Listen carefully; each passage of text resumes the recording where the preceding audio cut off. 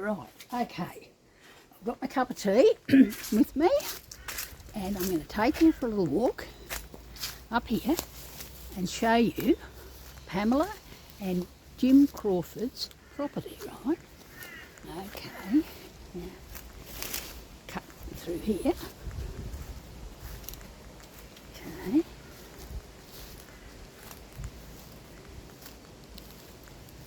Okay, right. Where are we going? Okay, now, coming out to the front of my property, now see that area across the road? That is the property that was owned by Pamela and Jim Crawford. Their acreage property that they left to the people of Australia, specifically I suppose the people of Chambering Mountain, but of course the powers that be, they very kindly just fenced it off, cut down all the jacaranda trees, ring-barked them I think, killed them, and of course I bitterly complained about that. Now I hope my little dog doesn't follow me because I don't think he knows I'm out here. I've got to cross the road and I don't want him to come out after me and get run over. Anyway, so we go across here. Okay, so this is their property. And as you know, they were conservationists as well as activists fighting for the rights of the Aborigines and for the working class people of Australia. Okay, now I'll flip the camera around just for, oh Jesus, tip the cup of tea over. Wait a minute, turn it around so you can see me, right? I don't want you to get shocked when you wake up in the morning. This is what will greet you, right? No makeup on. Notice I don't have any eyebrows. I paint them in, you know, they're too fair. But anyway, look, I thought, look, better let him know what he's in for, right? Okay, now I'll flip it around the other way again because I've got to show you the property, right? Okay, now I can have a sip of the cup of tea as well. Oh, you might get a bit sick there, a bit seasick with me rocking the boat here with this camera. Okay, let's just go walk up here. Corner, this is their property, as I said, several acres of rainforested property.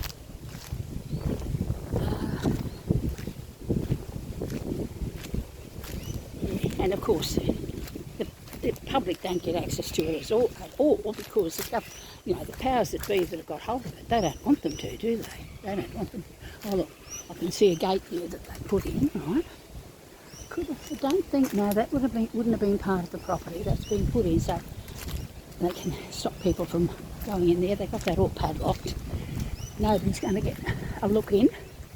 They don't want anyone looking at, you know, the land that the Commos lived on. They took their home away as soon as Pamela died. They took their home away on the back of a truck, which is a terrible thing because it would have made a lovely art and cultural centre. But of course, you know, their hatred it's so intense, they choke on it. Okay, so now if you look up here, Alex, can you see that? That sign, it says, this reserve was bequeathed to the Tamborine Mountain Rainforest Trust in May 1997, because that's when she died, right? By Pamela May Crawford, and named in honour of Mrs. Crawford and her writer husband. No mention of who Jim Crawford was, no mention of their politics, no mention of their activism, nothing. Nobody knows who these people were. The average person on Tamborine Mountain would not even know who Pamela and Jim Crawford were. Okay, but it's named Crawford's Corner, right? Crawford's Corner. Okay, so, well, so you can see. Now, let's walk back. I hope, just that I'm looking out for my little dog, my Alex, the walk and waller. He walks and he wails. Yeah, I'm looking out for him just in case he realises I'm gone and follows me across the road. Okay, so I've just had a big conversation with Alex, the real estate agent, and I explained to him. I said, you need to find a like-minded person, because it's no good trying to sell this property to anyone who doesn't have the right history. They've got to be arty-farty types, you know, poets, playwrights, political activists.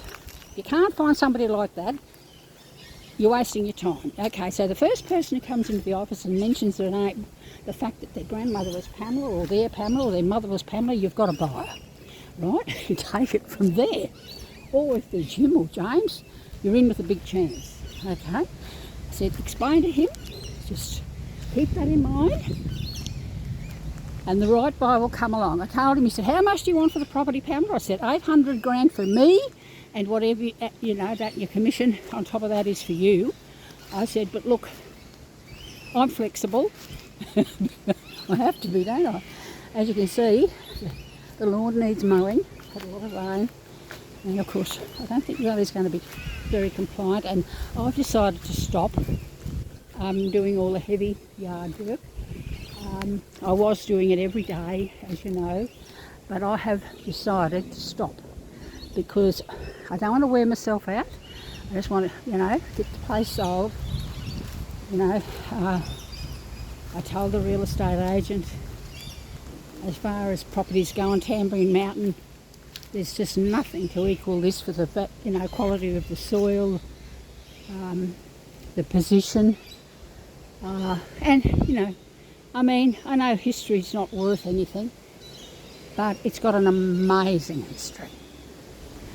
Okay, absolutely amazing history. And of course, I lived here. I've lived here since 1987. 6th of May 1987 I moved in here. So, you know, you've got to add that. You say, well, look, Pamela, I've not lived here. You know, that's worth something, isn't it? I mean, I think so. Anyway, so, Alex, I'll go and upload this so you know what you're in for. You can see, can't you, you know. But I scrub up pretty well. I'm quite presentable, you know, when I get my gear on, you know, and a bit of makeup. No, look okay. But anyway, this is what you see when you wake up in the morning, so that you don't get a horrible fright. You know, I reckon it's got to be fair, you know. You've got to be fair and let people know what they're actually getting themselves into.